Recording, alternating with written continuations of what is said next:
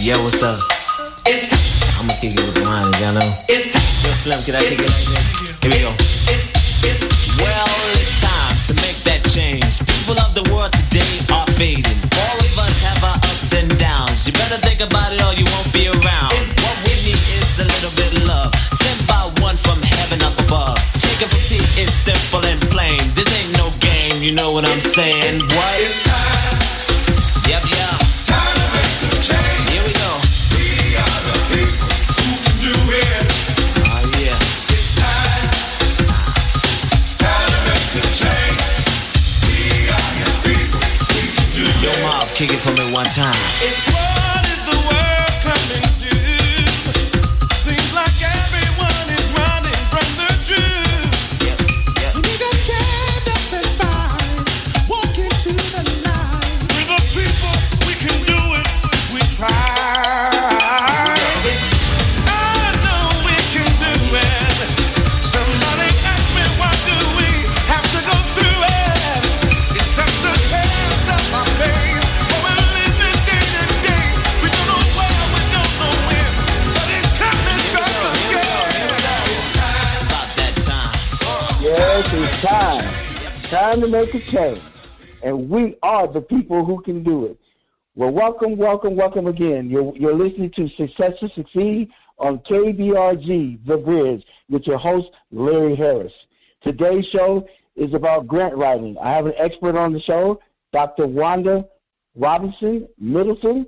She is an excellent grant writer, and she is going to give us information about writing grants and how we can get a grant, and it's for any business, and how to go about it. Dr. Wanda Robinson, are you there? Yes, I am. All right. Will you tell us a little bit about yourself and about your business? Okay. Well, my name is Wanda Marie Middleton, and I've been in business for about 30 years, more or less, on many different levels. General contractor, GC, building houses from the ground up. Had my hand in restaurant business for about 3 years, and several daycare centers in the New York City tri-state area. Now I am in the Virginia location, and I kind of taught myself how to write grants years ago because I wanted to pursue one. Well, in that, through trial and error, I've stumbled upon a lot of different things, and now I'm sharing my knowledge with those that are interested. Also writing grants, research and writing, because grant involves two different levels or two different aspects. It's the research part, and then once it's researched in the particular client state, then I go about applying for those grants. One of the questions that I get a lot from different clients is, first of all, do I have to form a nonprofit? Well, right now, because of COVID-19, because of all of the money that has been made available through the SBA from the federal government, there is a lot of grant money that is floating around out there, and is so readily available for-profit entities and nonprofit now. There are certain criteria that a for-profit entity has to follow, but it is still made available. I tell my clients, you can easily go and apply for grants on your own, but the chances of your company getting chosen is very slim and far and few apart. Why? Because they don't know you. There's no credibility to your company. So what I do is I have to now establish the fundability of the company, making it credible to the federal government. How is that done? I obtain a federal issued ID that is designated just for your company. So when the grantees or those that are looking to dump monies into a charitable organization, it doesn't have to be a church, it doesn't have to be a religious organization, it doesn't have to just be a Pacific nonprofit, it could be any type of charity. And we have different levels of charity. And without getting off topic just for a little bit, you have the 501c3, you have the 501c4, you have the 501c6, and those are different types of nonprofit organizations. It just depends on the type of business. So say, for example, you have a rich old woman who is dying, and she has $100 million, and she does not have any immediate beneficiary or someone to leave her money to. She asks her attorney to now dump this $100 million, give it back to an organization. It could be a charity or a business that is doing something for the community. So you could be a for-profit and still is benefiting the community. You're doing something for the community. So what happens is this attorney, the first place he's going to go look is through for those businesses that has been federally approved or have a particular government number in the system, and your business is going to pop up. It depends on, where they want to dump this money at. It could say, well, we're looking for charity, or we're looking for a homeless organization, or an organization that helps the homeless, or we're looking for a company that, is supporting runaways. So basically, your business is going to come up. And because you are simply federally approved by the federal government, they contact you. So there's no more you searching out the grant and looking for the grantee. The grantee is contacting you. They are emailing you. Listen, we have a $10 million that we would like to grant to your organization, and are you able to accept it? Can you complete the assignment? Can you fulfill what we're asking? And it's a matter of you saying, yes, I can, or no, you can't. That's good. That's good. That's good. What since they don't need to have a 501c3 or 504 type of nonprofit, what other there's usually the criteria for as an individual to apply for a grant? Well, as an individual, you would have to form a company, because only the company can be that they will issue a grant to. So you need to have a company formed. Okay. Is there any particular type of entity that you would recommend? I've gotten grants for landscape work. There's a landscaper. He started out as a sole proprietor, formed his LLC, asked he needed new equipment. So I got him his federally approved number with the federal government. They contacted him, and he's based in Louisiana. They contacted him via email, okay, asking him, we know you're a landscaper, but we have a funding opportunity. We want to give you $250,000 if you're willing to go in and clean an office building that's been empty due to COVID-19. Are you willing to take the contract? Now, he's a landscaper. He knows nothing about cleaning a business, but like I told him, how hard is it to clean a business? The place is empty.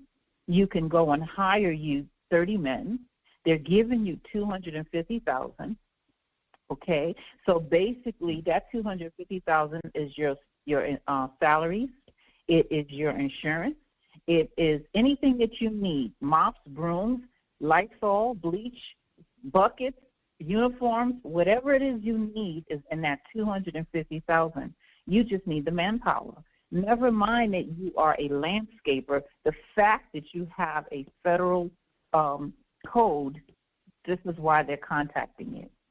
So it doesn't really matter what type of business is applying for the code. You just need to have it and be approved. It's a 50-page application. It takes about 2 months, but it is worth the journey. Absolutely, absolutely. Once a person gets this government number, is it various types of grants? Could you elaborate on the different types of grants that you've seen people get funded? Well, what happens is once you are approved, and when I mean by approved, what the federal government is going to do is they're going to take your company and approve you on 12 certification levels, meaning that normally back in the day, when I was a minority women-based business, then I had to either go to the Chamber of Commerce or reach a local organization to apply, put in an application so I could be recognized as a minority woman-based business. And then I had to send in all these documentation, my LLC, like prove that that the company was real. And then I had to wait for them to go through each piece of the paperwork. It took about 2 months, and then they contact me saying, yes, you're approved. Here is your certificate. And it's a nice certificate that you get to put in a frame. Nowadays, with this code, they are certifying you on all 12 certifications. So basically, if you are a Black-owned business, that's one certification. If you happen to be a woman, then that's another certification. If you are Indian and live on a reservation, that's another certification. So they begin to certify you based on the criteria of who you are as the business owner. So now you have these certifications all tucked in the system. So when someone looks at it, they see your whole portfolio of your business. They also ask that you provide them your bank account and routing number because the money is directly deposited into your bank account. There is no middleman. There is no other person. It just goes directly into your account. Okay. Once you're completed. So what happens is a lot of people say, well, I don't need my 501c3. And I always say not necessarily, because there are certain grants that the grantee will say, well, even though you're federally approved, we also want you to have your 501c3 or your 501c4 or whatever status. So those type of grants you will not be able to get if you are not, if you do not meet their criteria. Okay, so it just depends on what the grantee is looking for. And so what happens is you're going to get flooded with emails every day. What's going to begin to happen is you're going to get all sorts of solicitations and bids. You also get the opportunity to submit a bid. You also get the opportunity to submit RFPs, a request for proposal. You might see something that you want to get your hands into. Just recently, one of my clients, he's an investor. He bought his first property. He rented it out, so he's a landlord. But he's looking to buy a 26-unit apartment building. So he called me to see if he can get a grant to go and purchase an apartment building. It doesn't have to be within the state that that your business was formed or you're located. It can be in other states. And he lives in Georgia, but there was an apartment building that met his needs in Florida. So it's a matter of, do you want to go to Florida, spend some time there? There is a funding opportunity, depending on what you want to do with the housing. People are being evicted. People are facing eviction. This is a perfect opportunity to purchase a building, but you need the money. They're going to give you the money to go purchase the building so you can put people in homes. Wow. That's an ingenious opportunity. Yes. So let me ask you this: I know one of the levels that you were talking about. I know that they, from my information, they have a level where you can get certified in what's called a small business. They call it a small business. Yeah. Under $8 million. That's another small business. That's minority. So that's a different certification. Okay. But yeah, that's part of that 12 certification that I mentioned earlier. So, but that doesn't have on that particular one a small business that's under $8 million. It doesn't matter about the ethnicity, right? I didn't get your last It question. doesn't matter about the ethnicity. If they go under the small disadvantaged business, I think they call it SDB, small disadvantaged business. Yeah, or it's not, it does matter. I'm sorry for cutting you off, but it does matter because if you're Indian, a native Indian, then there's certain advantages that you're going to get that me as a Black-owned minority will not get. Okay? And there are different kinds because they ask different questions. Were you born in Hawaii? Because that's a different classification for you. So therefore, your opportunity has broadened. So the whole idea is to broaden your opportunity base So the grantees, when they look at you, they'll go, okay, they're certified on this level, this level, this level. So guess what? We have 5 grants, and they meet them on those different levels based on your certification. Okay. The other thing is that as you as a grant writer, and you discovered different loopholes. And I remember, like, when I was in college, we wrote grants. There was one that asked about who's the facilitator, and is there when you write grants, is there a way to pay the person that's in the grant that have to pay to be a facilitator of the grant? Well, now the word that we use is administrator. So basically, if I'm charging $5,000 to write an extensive grant, and that means it's going to take every bit of 30 days of dedicated at least 6 hours a day to write each section of this grant, because they're looking for a certain language. The IRS has a certain language that they are looking for me to use. So and then based on your business or what it is that you're looking to do, I have to use that language. So my fee could be $5,000, and you may say, well, I'm just starting out. I'm a small business. I don't have $5,000. So I would set up some grant writers will set up a deposit with the organization. They may say, well, give us $1,000 down, and what we will do with the $4,000 balance is treated as an administrative fee that will be tucked into the grant writing process. So if you're getting $50,000, we have to make sure we follow the guidelines, because back in the day, people were afraid of receiving grants because the stigma was, if you're not using the entire grant money for what you got it for, you're going to jail. You're going to face an audit, and that's it. Now, well, the rules have changed now. So if you're getting $50,000, okay, they want you to use. Let me see. If you're getting $100,000, they want you to use $80,000 on what it is you're supposed to use the grant money for.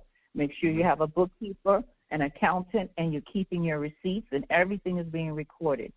$80,000. And the other $20,000, they expect it to be spent on the founder, the owner, or the president of the company. This is how they establish it this way, so people don't get in trouble, because they know you're going to buy something, you're going to spend something, because you don't want it to be where, oh, I can't touch that money, but my rent ain't paid, my lights is off, and this and that, but yeah, I got $100,000 sitting in the account, and my homeowners are suffering. So they've relaxed the guidelines now. So I believe it's 80%. So basically, if you're getting $50,000, you know you can only spend $10,000 on yourself, and the other $40,000 has to go into what you have gotten a grant for in the first place. Okay. Well, let me ask you this: are there if a person gets a grant for one thing, can they I don't want to, for lack of a better word, can they double dip as far as getting a grant for like equipment, and say they like to get a building and all within that? If the $100,000 was for one purpose and they needed to get some other stuff, could they apply for another grant while they're got this other grant? Yes, I usually apply for 3 grants at one time per client. So they pay one fee, and I apply that one fee. So if I'm charging $5,000, that includes at least 3 grant proposals for them.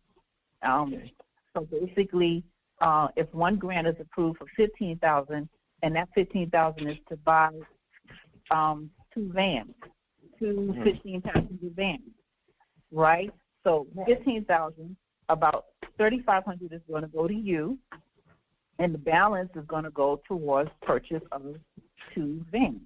Okay, so there may be leftover money. That money sits in the account, stays in the account until until the audit part is met, until you can prove that you've done everything you said. You're going to buy a van. Okay, you also need to factor in insurance if you're going to have the vans wrapped with your business logo. So all those things come into play in the cost. Okay, so now another grant is approved. That one is for $75,000 because remember you applied for 3.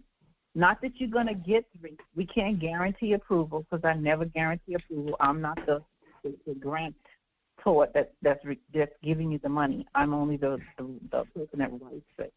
So basically, right. So basically, you get another $75,000. That one is for you to purchase land or the building or to get more equipment and a whole plethora of things. So basically, that's 2 grants, 2 separate reasons, and you want to keep it separate. You want to use that $15,000 on the van. You want to use that $75,000 for the equipment or whatever else that you needed. So it prevents double dipping. Okay. If you stick to a tight budget and you make sure you are able to meet the need within the budget, even if there's money left over. Okay. What about could they establish a CRA? You like these acronyms, but I need to. well, okay. I'm talking about like a lot of churches where they create a CRA. So basically, it's a community redevelopment agency to build a senior place, and then I know you can help churches establish a CRA. A community redevelopment agency. You're talking about the charter? Yeah, a community redevelopment agency where they actually could get a grant. They would get a business entity, and they would get maybe a 501, and then they could build a senior citizen home, apartment, or something like that, or okay. Something so like that. I haven't encountered a client that has that need yet, so that's kind of new for me. So far, I'm working with a client right now. They have a historical piece of property, which is a church that was 100 years old, but the church is 120,000 huge piece of property, and it's divided in 2. So you have a 60,000 square foot building, and then a 40,000, another 60,000 square foot building.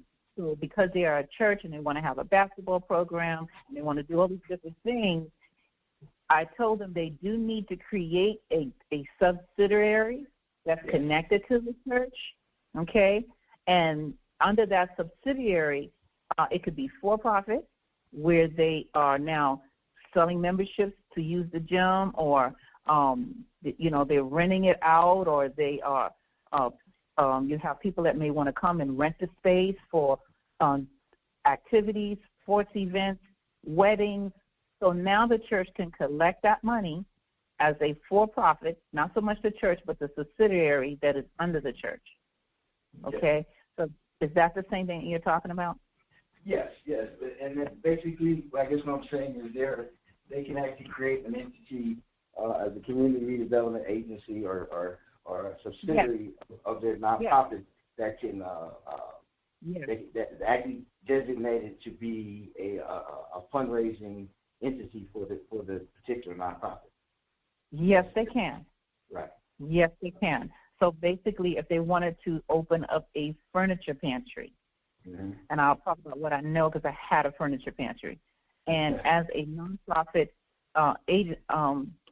as a nonprofit organization, I wanted a furniture pantry that was a subsidiary underneath the church, not so much owned by the church, but owned by the subsidiary, okay, and which has its own name, its own tax ID, its own separate entity, okay? And even though it's a nonprofit, it is not the church. Right. It is a furniture pantry.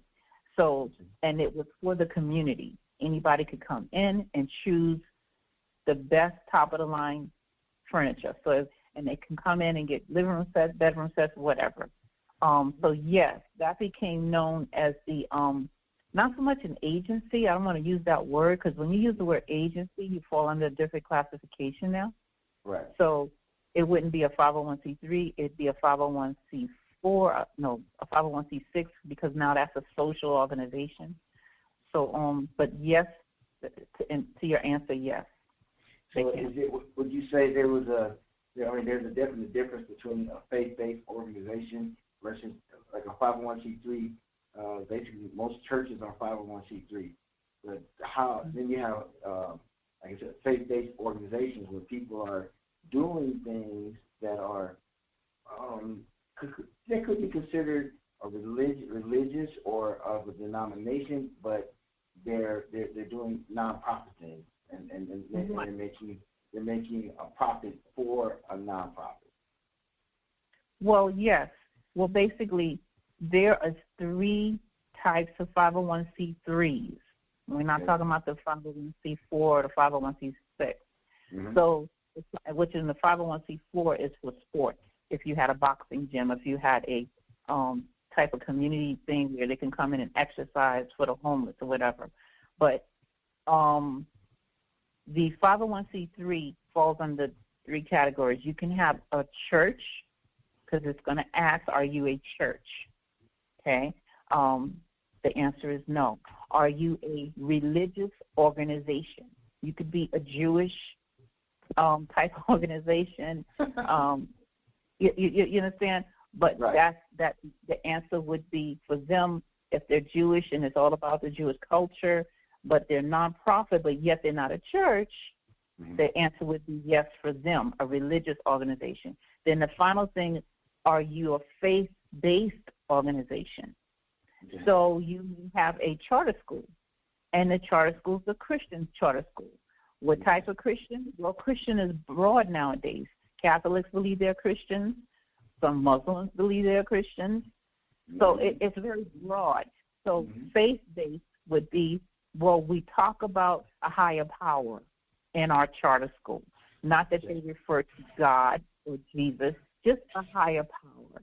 Mm-hmm. You have, and I hate to say it, but you have those that are not Christians who believe themselves to have a certain faith. They could be a cult and still get approved as a faith-based organization because of their belief. That's a different type of 501c3. Okay, so that's under faith-based organization. Yes. Okay. When you start the grant process, what type of information do you normally need from the person that's seeking to get a grant? Well, basically, the first thing we're going to ask is, do you have your entity already formed, okay?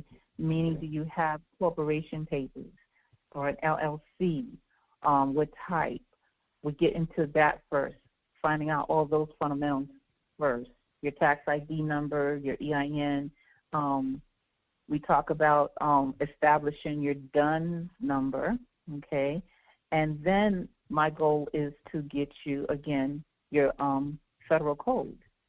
And so with all those different things, now you are ready to pursue the 501c3 because your foundation is straight. Making sure you have a separate business address, not your home, not your house, a real business location with a real telephone number attached to it, not your cell phone. So all those things are very important when establishing the foundation that I look for my clients. Okay. Do they? What about? Do they need to have good credit? That's phase 2. So basically, I take them through different phases. You have phase 1, part A, and phase 1, part B. Okay, and now once phase 1, part A, which is the establishment of the incorporation, getting all those different things, your website, all those many different intricate pieces to lay that foundation, and then we go to phase B. If you want to be a nonprofit, now we do the 501c3. But otherwise than that, then you're ready for phase 2. Phase 2 will involve establishing the business credit. The business credit is easier to establish than your personal credit. Your personal credit, of course, has followed you from the time you was young, whether you knew it or not. As soon as you got your first job at 16, certain things are already being reported. 18 is the legal age of when it's recognized, but your business, your personal credit can follow you. So your personal credit can be jacked up. It could be the low 500s, but when you have a business, the goal is to establish a business credit to make your business fundable. Establishing the federal code is the first step towards making you fundable, making financiers or investors look at you and go, well, why would we want to give you our money? So let's look at your company structure. Oh, they have a cage code. Okay, they're fundable. We can dump money into them. You understand? So the second step to that now is building the business credit, and that's many different levels of credit criteria that we look at. So if you would need to give me access to your personal credit, because the door of entry is through your personal credit. But the goal is to establish a business credit, not work on your personal, not unless you want me to, but really to promote the business. So basically what I'm hearing you say in a nutshell, it doesn't matter what your personal credit is like, as long as you've got the business end of that pulling together so you can move forward. Is that exactly correct? Yes. Okay. So basically I will be establishing your vendor credit, your retail credit, your fleet credit, your revolving credit, everything that deals with credit related to the business. You want to be able to have a line of credit, because you might be broke in your bank account personally, but business-wise, you should have about $50,000 line of credit in a bank somewhere where you have liquidable assets where you can go and spend that money on what you need for your company while you're getting your personal credit together. Because we're not just going to leave the personal credit. You, at some point, have to get it up to notch. So if your business credit is a 900 score, you need your personal to be at least coming up to the 900 or coming up to the 800, at least 790. But the whole idea is to have that, I would say, equation of 900. Not that it is 900 for the business because they use a different rating system, but the system that they use is still, I'm making it relatable for those that are listening, a 900 credit score for the business. Okay. So what do you have where you're going to teach them how to do this, and then or they can be, or you more or less handhold them or do it for them? What? Well, Go ahead. Yes, I do it for the client. I'm not a teacher, so nor do I claim to be one. But I do it for the client. I basically explain to them, this is what we're going to do. It is a holding of the hand process. I take them through the process. It lasts from anywhere from 30 days to up to 6 months, sometimes depending on how bad the situation is, or how bleak your credit may look. It may take some time, but it will take time. So I tell them from 30 days to 6 months, but you will begin to see the positiveness and the good things happening with your business credit. And when they start to offer you, well, we can approve you for $10,000. In fact, you was already approved. Here's the card. Don't be so quick to take it, because now I have power of attorney over everything. I want to make sure that you are building it right, building it sound. You don't want to get crazy. You don't want to treat your business credit like you treated your personal credit. So it's a matter of being disciplined, and I'm going to teach you discipline. That's one thing I'm going to teach you is discipline, okay? Well, I heard you say, you said you have power of attorney. Would you go into that as far as what do you mean by that? Well, limited power of attorney would have to be given to me in order for me to go in now and look at the 3 reporting agencies, the 3 credit reporting agencies. Most people only know about the 3, but there is actually 6. 3 that is exposed and 3 that is hidden, okay? So you have the 3 that you get to see because you're the consumer, okay? And that's what you begin to work on, that 3. But when you hire a professional, such as myself, or a team of professionals, that is know about the Federal Trade Commission and how credit works and the creditors and the different agencies, there are actually 3 that are hidden that also report on you, okay, where judgments are filed, not just in the court, not just on your personal credit, because it could disappear off your personal credit that you can see off the 3 reporting credit agencies, but it's still there somewhere. It's just hidden in a different credit reporting agency. So basically, I need the power of attorney, a limited power of attorney, just to do a general scope and to perform the services of establishing your business credit. That's the only power of attorney that you're giving me. You're giving me authorization to gain access to your credit profile and allowing me to now make it positive, bring the numbers up, make the negative into a positive. Okay, Dr. Wanda, how would someone get in contact with you? Well, they can reach me at my office number at 804-532-4611. Okay, or they can also call me at 609-840-2663. Would you repeat those, please? My office number again is 804-532-4611 or 609-840-2663. Do you have an email? Yes, Prestige, Prestige,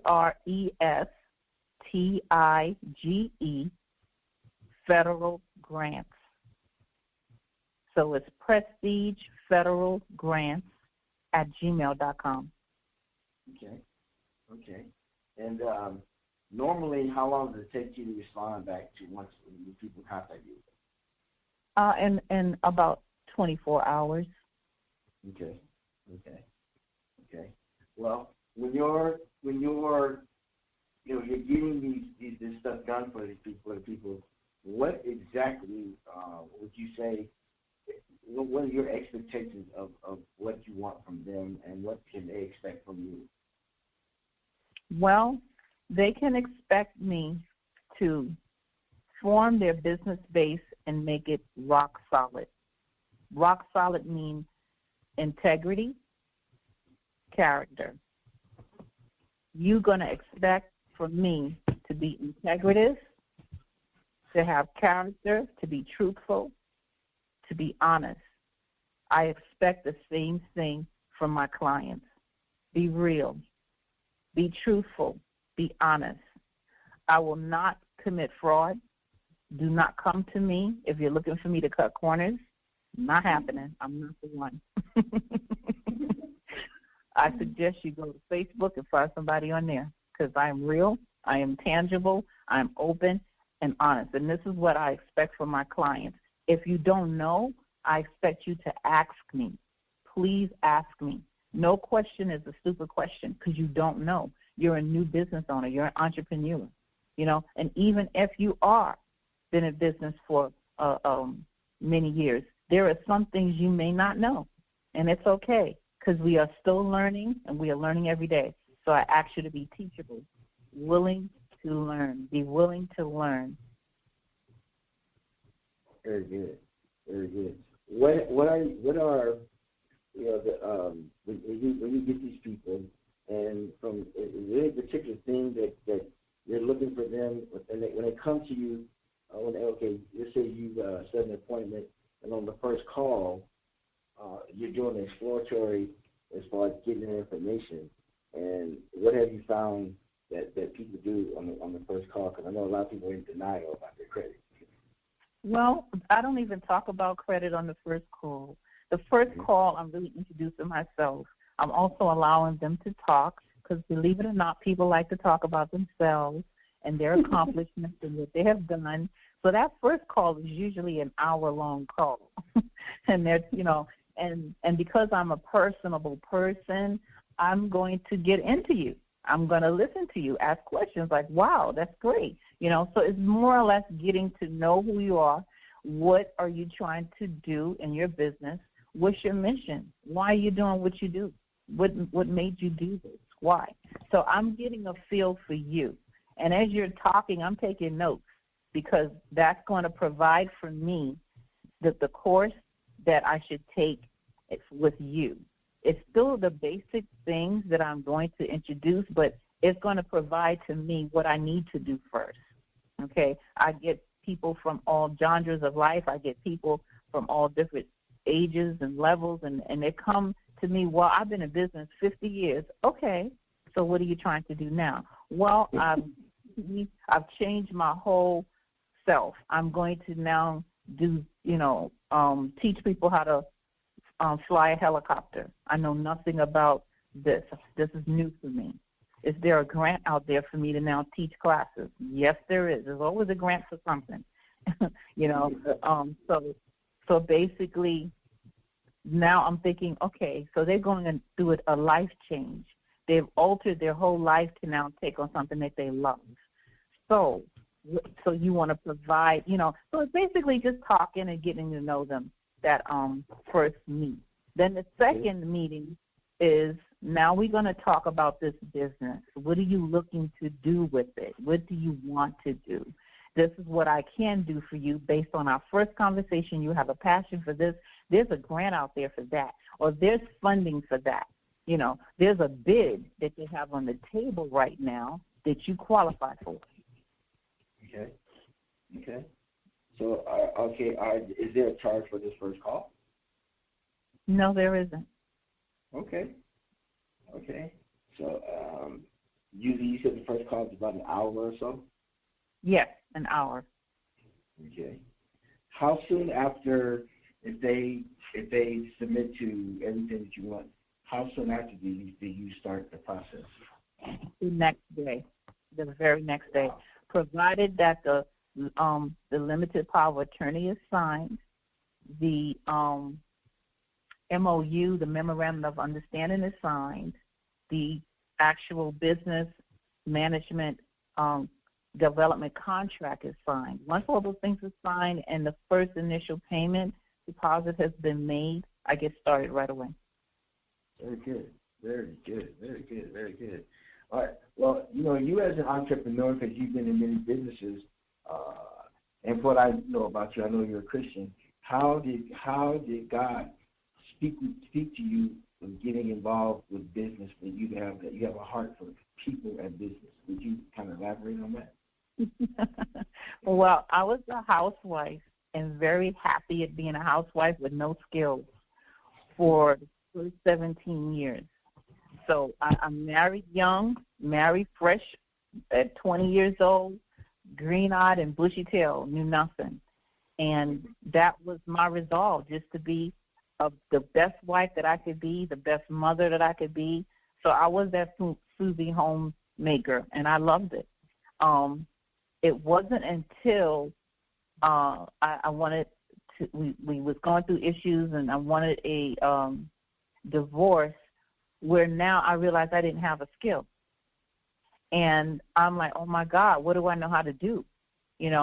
So it's been 17 years. I've not had a job forever. So basically, I began to just write different magazine articles, because back in the day, you could write a clip from a magazine and make $100 or so. So I began that way. And from that, I began to meet people. And they retained my services. They were like, you're a great writer. You're a great writer. And that's what I used to hear a lot. But I didn't see it as trying to make money from it at that point. So I'm like, okay, so while I'm doing that, I'm like, but I also love children too. So I actually began to watch children from my home. But I like children, all children, don't get me wrong, but my specialty was special needs children. Children that most babysitters didn't want to watch or keep. Children that were blind. Children that had ADHD. Children that had Williams syndrome disease. I love those children, and this is what got me going in child care, where I could make money, take care of myself and my kids, after the divorce because that was my main concern. But in that, I found that I was a businesswoman, and I actually liked it. And so going from watching children in my home in New York City, I landed a contract with Mayor Giuliani at the time, who was now the attorney to number 45.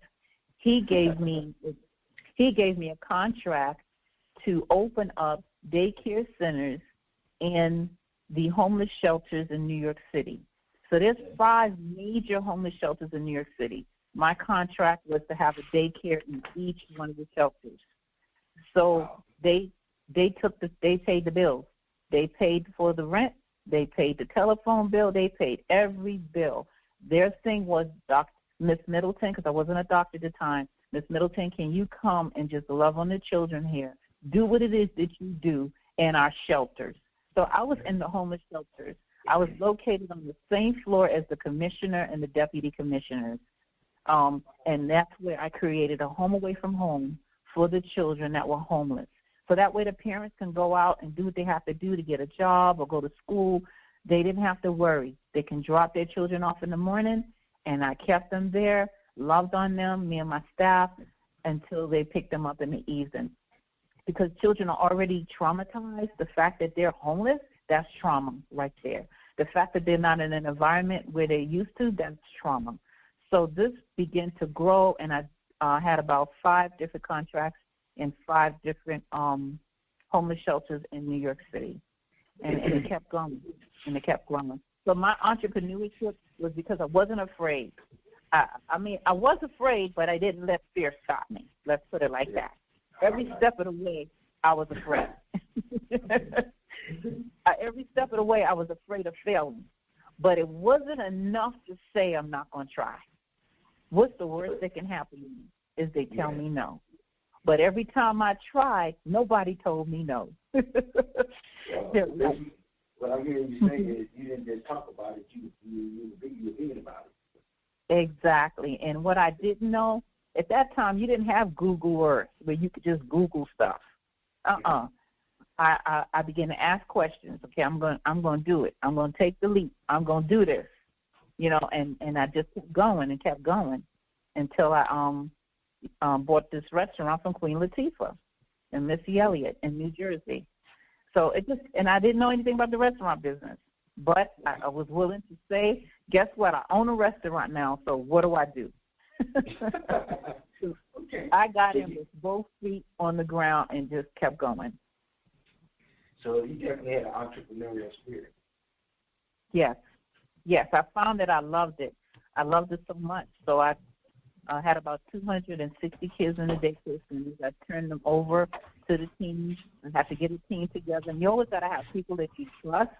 And this it's not easy. I had a lot of sleepless nights because I had 4 major entities going at the same time, and they all were successful.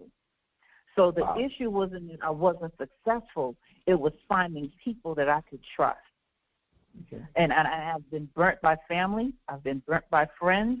It was trial and error. And it's like finding people who walks in a level of integrity like you do. Finding people who is not just giving you an excuse. Well, I'm doing my best, boss. No, I need you to do better than your best. I need to duplicate myself in you. If I could have 100 me, then everything would run well. So I began to pursue people that I could duplicate myself in. So when I went away to work on another project, I knew that I had a second me and a third me and a fourth me doing what I do, or even better than what I do. Well, let me ask you this, Dr. Wanda. Is there, if you had to give some advice to, I guess I'm asking you to give some advice to those that maybe don't have a skill, and a lot of people, they operate from a place of fear, and some of them they're believing and trusting God. And what would you say to them as far as to go out and to pursue their dream? What type of advice would you give them? What pearls and nuggets of wisdom would you give to them? Well, one of the things that I do, and I love to do this with women, single mothers, who are used to being an employee and not the employer, I first have to find their interest. And I tell them, listen, every one of us is born with a gift.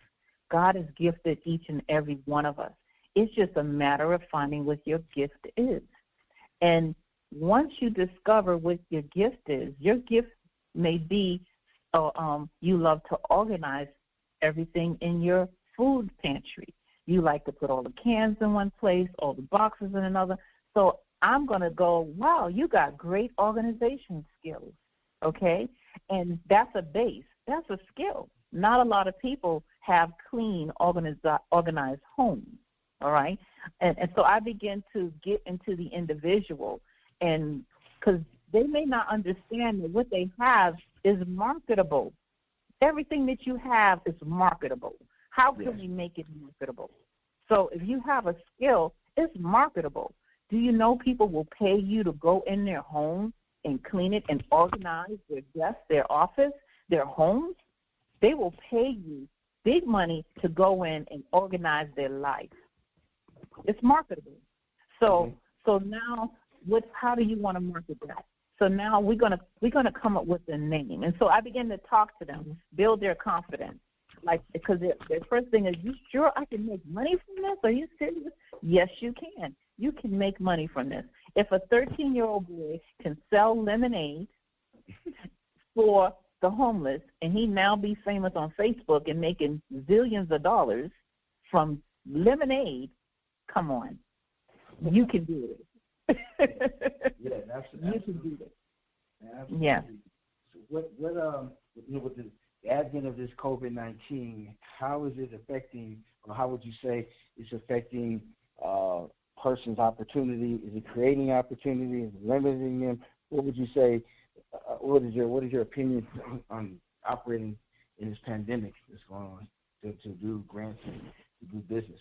First of all, I want to say that I'm sorry for the loss of many of those that may have lost a loved one from COVID-19, directly or indirectly.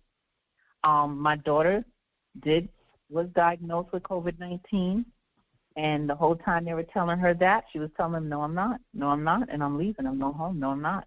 And sure enough, she left because they couldn't keep her, fight against her will. And she left and went home. I said, well, self-quarantine. She's like, Mom, I'm not quarantined, nothing. I'm healed because of her faith in God. And they called her back and said, oh, we misdiagnosed you. Oh, you don't have it. You just have allergies. We're like, wow. Really? Yeah, exactly. So we didn't believe the hype. You know, I'm like, King Corona is a toppled king. King or queen, whatever, he's toppled because we are believing believers, number one. Number two, so I want to say that, you know, first of all, sorry for those that did lose their loved ones, because not everybody can say that they didn't, that they weren't touched by it. But I was telling my daughter, I'm like, COVID-19 has provided so many opportunities on so many levels. Number one, the streets are clear and clean. There's not much traffic on the roads because everybody's staying home. So I took advantage and I went out every day. I walked every day. But I began to pray and speak into the airwaves and pray and begin to establish some things in the earth. I'm an apostle, so this is what I do. The second thing is COVID provided so much financial opportunities. There are so many big businesses that have went under. JCPenney is going bankrupt. Macy's been affected. There's so many different major corporations that have folded and minor businesses that have closed up. I'm sorry for their loss, okay? Let me say, I'm sorry for your loss, but I am celebrating because it's going to be my gain. So COVID-19 is an entrepreneur's paradise. Amen. Okay? Amen. You can look at the negative and focus on the negative. That's why I apologize respectfully. I'm sorry for your loss. But then I got to flip it and come up out of the negative and look at the positive. So much advantage has been allowed and given right now. Why are you sitting and doing nothing? Why aren't you buying gold nuggets and gold bullions and then tucking it away in a safe deposit box? Why are you not getting into the market Why haven't you invested your money in a Walmart stock when it was $67? Go buy about 5 of them. Now they jumped up to $1,500 per share. That was instant money you could have made.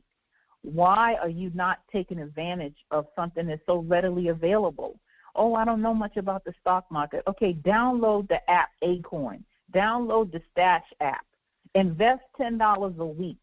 You can do something, lest you do nothing. Do something, lest you do nothing. Wow. Is there, okay, with that being said, to sum it up, is there any particular, let's say, advice that you would give a person just in, say, maybe 2 or 3 sentences that they need to take to heart to move forward in all the things that you said? Fear. The acronym for fear is, and you said it, I want you to say it. false evidence appearing real. There you go. Fear is false evidence appearing real. If you live in fear, you will do nothing. You will stay in your cave. You will stay in that pit. You will say, woe is me, I'm in the pit.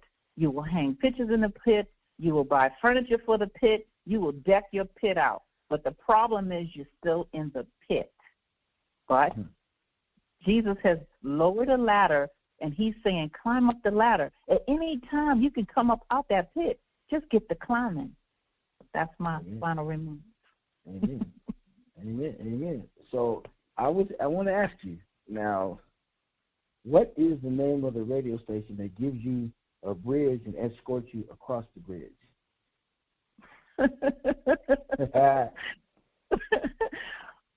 The bridge? KBRG, the bridge. Yes, there you go. Okay. That's it. Yeah, that's it. Okay. So what the bridge. All right, absolutely. So this is not going to be the last time that we have you on the show. There's other information that I know that you can give. I mean, it's a short and limited amount of time. We definitely want to have you back in a series that people can, once they contact you, we can set up different seminars where they can actually talk with you and ask you some questions, and maybe retaining your service so that they can move forward and engage these different grants. And I appreciate you coming on. And if that would you be amenable to that? Yes, that sounds like a plan. That sounds great. Okay. Thank you for having me on. All right. You've been listening to KBRG, The Bridge. God bless everyone, and have a great day.